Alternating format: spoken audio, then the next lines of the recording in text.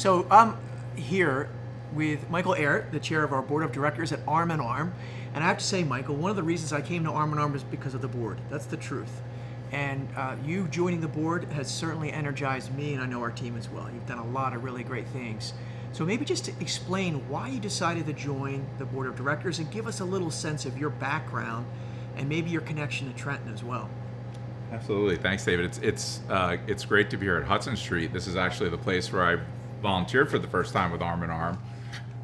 But I guess maybe back a ways. I'm a kid from Trenton, so I grew up in Ewing. My wife's from Hamilton. We met in high school and got married soon after. We have 3 kids and live in the area. Professionally, I've spent the vast majority of my career working in human resources. So I work for 3 different healthcare companies.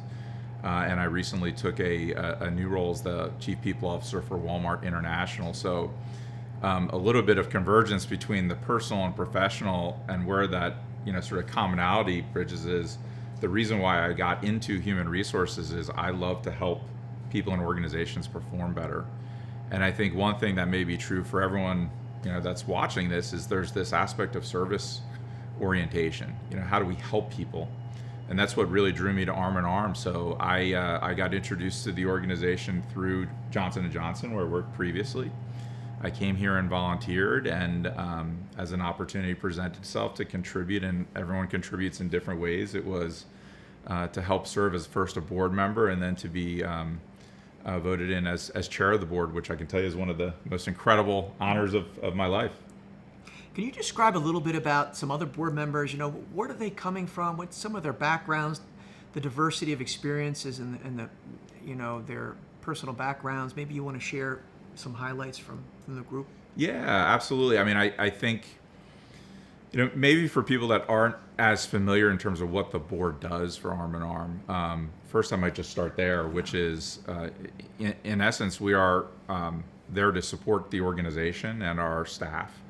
What we do is, in essence, stewardship, governance, and support to make sure that the organization has the resources that they need, and that we're looking at how we navigate and mitigate risk where appropriate, and ensuring that the organization has a very clear path for the future. So it's a little bit what the board does. I think in terms of the board members, I am just one of a long line of incredibly gracious and servant-oriented, folks, since this inception of the organization, 45 years ago.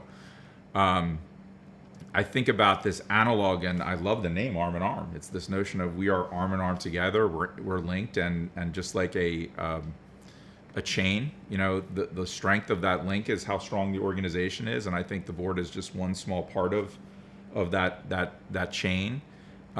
We've got board members that are representative of all kinds of different backgrounds, experiences, skill sets, communities, from large corporations to within the legal profession to banking to all over the place. And the one thing I think that everyone has in common is, just like everyone here, they're volunteering, right, and giving back in lots of different ways and lending their own kind of skills and expertise to the organization. And it's an incredible group. It's a fun group too. We like spending time with each other. We like to come together and in essence take an approach, which is how do we best serve and support Arm in Arm as an organization. Right.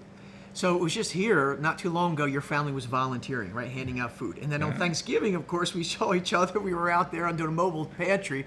You were hustling to get some more food and turkeys there for our community. Can you describe the experience of volunteering at Arm in Arm and what you saw and experienced that maybe you could relay? Yeah, I think it's the joy that comes from helping others. I think everyone, no matter where you come from, what your background is, what your income level is, et cetera, at one point or another in your life has needed some help. And to be able to offer help to those in need, whether it's handing out food or helping with some housing assistance or helping to try to help them get a job. There's so many different ways in which we help your community, but the joy that I get, especially bringing my kids here, as they sign people in, as they prepare bags, they hand things out. instilling that in them, that we have in my mind, a bit of an obligation to help our brothers and sisters in our community is just so gratifying for me. What are the challenges you think that the board is facing today?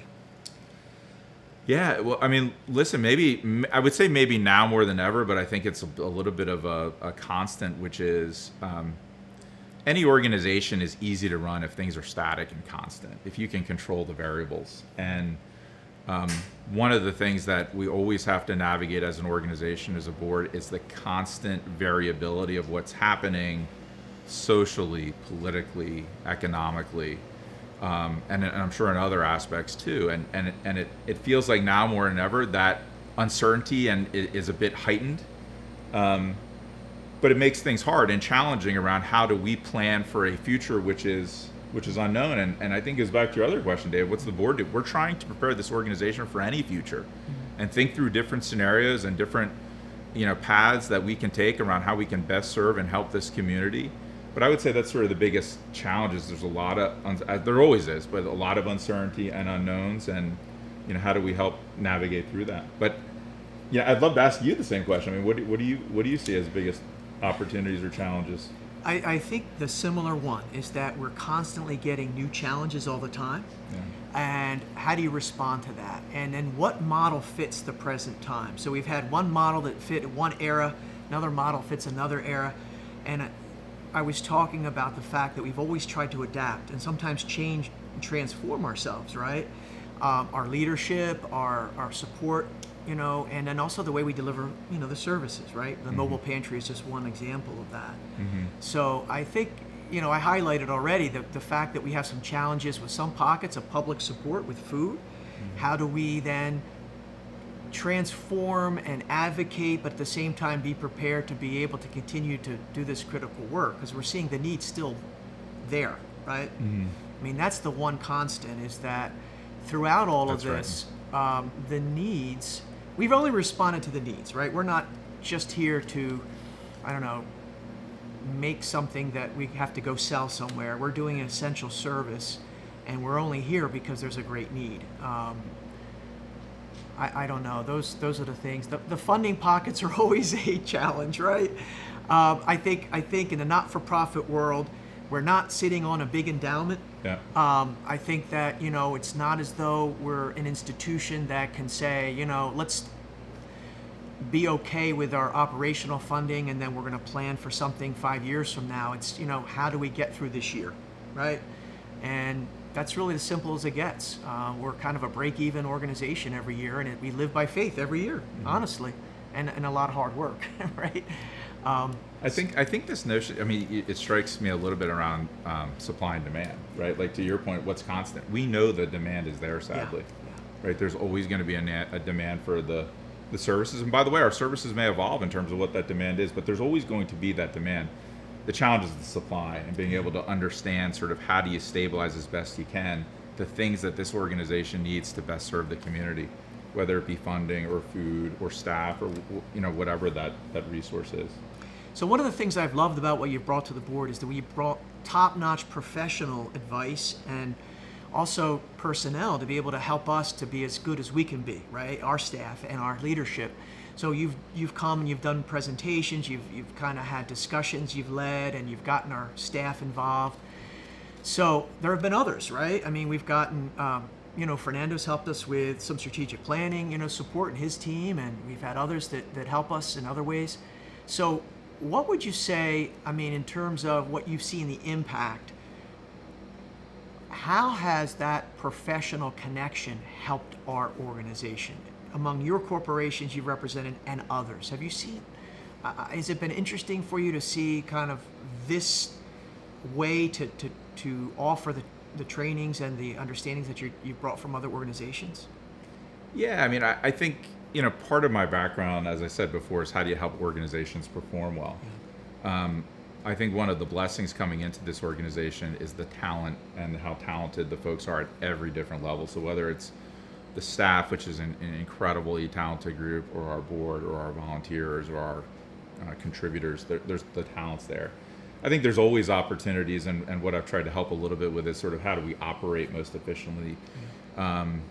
with so much need being out there, how do we stay really focused on the places where we can really make the biggest impact and meet that most demand? But as you said, it's an incredible board. You know, we've got some more tenured folks on the board, like Sally and Deb and Liz, and then we've got, you mentioned Fernando and you know, and Catherine. We've got other new members coming in, and it's this incredible passing of the baton. It's that arm in arm and one arm to another, and it's what's made this organization great for so many decades. There have been some real impactful things that I can say I'm grateful for. I mean, some of the technological, you know, inputs that you've been able to kind of help facilitate, and then other organizations have helped us really lift our game in areas where we don't have access to that in our world, in the not-for-profit world sometimes. So we're grateful for that, as well as, you know, some of the just, you know, teams of volunteers, right, that have come through organizations like Johnson & Johnson, BlackRock, and Accenture and other places. So we're really grateful for that too. How do you see building bridges with other communities and partnerships as a challenge and opportunity for the board? Yeah. Yeah, listen, I think one of the things that I've learned over the years, and it's actually a lesson from biology, is that organizations are only in one of two states. Either you're getting, and it's around disruption. So either you're getting disrupted or you're self-disrupting. And one of the things I'm most proud of for Arm & Arm over the years is how we continuously self-disrupt, right? Sort of trying, and I think COVID's, and you know, under your great leadership, David, a great example of that, how we, you know, in a really quick manner had to transform our delivery, you know, as a result of COVID. So first I would think about disruption and how we want to continue to push to self-disrupt to where we need to. The other thing is, as we advance capabilities, there's really only three ways to do that. So either you go out and buy them, really hard for a nonprofit that doesn't have a large endowment that we're sitting on. You leverage them, so that's a great example of you know, our volunteers and you know, all the people that sort of help in addition to what they're doing, or you build them. In between that build and borrow and that leverage, I think there's so many incredible organizations in this community that are doing really great work, and I would see this as a big opportunity in the future. And I know you know, you've taken a big leadership role in helping to establish a coalition and a consortium of leaders from these different nonprofits to figure out, hey, could there be places where 1 and 1 might equal 3, where we have strengths that can counterbalance each other and make ourselves stronger. And it's really exciting to think about the future when we think about that. And you know, there's an old African proverb, right, which is, if you want to go fast, go alone. If you want to go far, go together. And I think it's a great analog for who we are in Arm & Arm, but also how can we continue to sort of you know, really work amongst all these different nonprofits in the community and figure out if there's ways that we can be even more powerful together. Yeah. How will your experience at Walmart International help in understanding what we can be here at Arm & Arm? Any ideas so far? I know it's relatively new, but it's fascinating that this is the largest retail company in the world, right? And so you think to yourself, what can we learn from that kind of vast experience and how they deliver, you know, essential services, food and other things to people in need, and also just anybody who wants to come and buy in the most efficient way. So any thoughts on that? I think too, I mean, I'm starting next week at the time of this video, so I'll hopefully have some more. But I mean, I think too, one is, you know, Walmart is in retail, and its mission is basically help people save money to live better lives. So, you know, not operating with big margins, how can they deliver value in ways that are going to be meaningful to their customers? The second, I think, is, as you said, it's the Fortune 1 company in the U.S., over 2 million associates. The new job I'm going to, we have 15,000 stores. So I'm really interested to see if there's any learnings to bring back around supply chain efficiency, because we are an operation, right? We source food, we assemble it, we distribute it, we help people with housing. I mean, there's so many different aspects to that. So if there's any learnings I can bring back on that, I'd be excited to do that. Yeah, that's really great. Yeah. And what about you? I'm just curious, the last thing that I would ask is, this is our 45th anniversary, it's a big deal, but 5 years from now it's going to come quick, right? The golden anniversary. What about you? Where do you see potentially, what would be your dream for Arm in Arm 5 years from now? Yeah, I mean, it's a dream, and one which is a big dream, which is that when I talked earlier on my own mission to help people be fulfilled and to be, productive and happy, and I mean, I think that starts with sort of the basics in life. The dream would be, how do we eradicate hunger, or housing or unemployment to our community. Now, listen, we're not going to do that in the next 5 years, but I think aspirationally, our role is, how do we figure out what our unique role and our position is in that larger scale view. And I think the next 5 years, I'd love to get to a point where we could start to, in essence, take some of those uncontrollable variables and make them a little bit more controllable. So whether it's being able to get better at forecasting what needs are, whether it's being able to establish a little bit of a nest egg or an endowment or a bit of more financial security.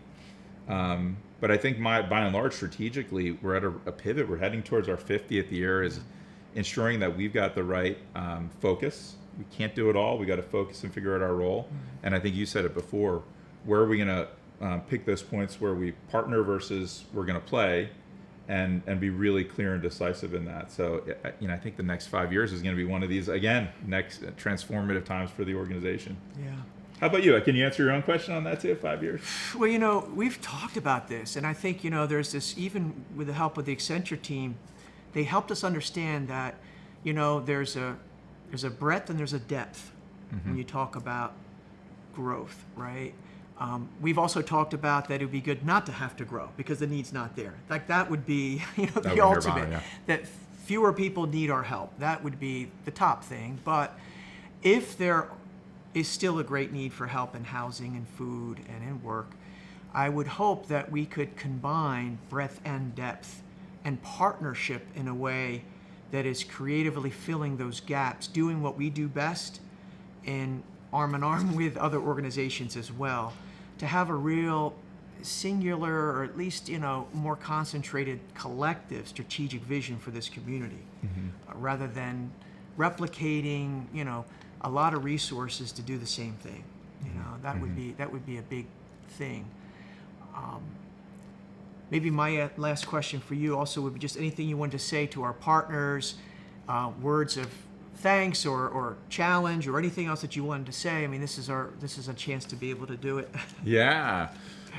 This is the direct appeal into the camera. I mean, I just want to thank everyone who has helped this organization, whether they're actively involved, previously involved over 45 years. What an incredible milestone we're celebrating. While our future is promising, it's not promised. We've got, as David said, work to do, but I couldn't be more excited for where we sit today and in our position to be able to help the community. So just first, a huge thank you to our incredible staff, to all of our volunteers, to all of our contributors, and I use that very broadly, whether you're contributing funding, whether you're volunteering, to our incredible board, just a huge, huge thank you. And then maybe the appeal part is recognizing that everyone has unique skills and talents and gifts and can contribute potentially in lots of different ways. It's just to keep doing it and encourage others to do it. So whether it is making a monetary gift, whether it's spending some hours here in Hudson Street or one of our other facilities, or mobile delivery, or even just making an introduction, spreading the word, hitting that like on Instagram or LinkedIn or Twitter or X, on the things that we're posting. So just a huge thank you, and maybe the appeal is everything is appreciated. So all of that giving in all those different ways is so appreciated. Thank you. Yeah. Well, let me start by saying, personally, I mean, the full circle part, right, Michael? You grew up here, your family had a business here, right? You've come back in here and you've really helped impact people in this community. You've been a part of it as a volunteer, as a board member, as a partner, really, to see the larger issues. I mean, so you have a lot of things that probably give you some satisfaction. But what would you say are one or two of the most satisfying things about your service so far in Arm in Arm? Yeah, this organization brings me so much joy in a lot of different ways. The two that I would say is probably The first, it's gratifying for me, and it just makes me feel great to be able to give back to the community in which I grew up. So I've lived around the world, but I've always come back to Mercer County. And as David mentioned, my mom was a teacher. My dad was in construction. We had a family construction company for a number of years. They made a lot of sacrifices to afford me opportunities. And I just believe in the spirit of sort of paying things back. So to be able to help the community means a lot. And I think it manifests itself not just in sitting around in a boardroom, but interacting with people and caring and listening and encouraging. So that brings me enormous joy. The second is the joy that I get from being able to create this experience with my family, for us to be able to do this together and volunteer. My wife is probably here volunteering, in the pantries and mobile even more than me. But we love when the kids have breaks from school where we can all, spend a Saturday morning or a holiday, as we did in Thanksgiving, and being able to do that as a family and being able to instill that in my children makes me really proud. So those are a couple things, but I could go on and on. I love every part of it. Yeah. Thank you. It shows. And thank you. Thank you. Do you want to share what brings you joy? Working with staff that are extremely dedicated is probably the biggest joy that I have in terms of just the payback, right? So being able to be here and be inspired by them and feeling like, our job is to try to help them, help others. That to me has been very gratifying. Mm-hmm. And I think we've done it here in a really humane way when it comes to how we treat our staff. Mm-hmm. We want them to be treated with respect and dignity and respect their needs, right? So that they can in turn be that for the community. So for me, that's been probably my biggest joy, right? To impact that way. I think the impact and being able to just help an organization through just a transition. I mean, I felt like everything was already here for me, candidly. It wasn't, I didn't know any better. So we said, what are we going to do? We've never done it this way. I was new, so we just did it, right? But the last thing that I think that I shared was I was just deeply, I had never in my life had the problem of, in the very beginning of the challenge of the pandemic, where we were receiving an abundance of resources and help. And we had to make sure that we purposed it the best way possible, right? Usually it was the opposite. We were scraping and clawing, a lot for resources. And all of a sudden at the beginning of the pandemic, when things were the worst, people came in the hardest and the strongest. So for that, that was extremely gratifying, because it was saying, wow, that's really inspiring about humanity too, and the challenges. So, that's been great. So I'm grateful. I'm grateful for the opportunity to serve as executive director too. We're grateful to have you. That really, you were an agency who gave me that opportunity to do that, and I'll never forget that. That's really a great thing. Thank you.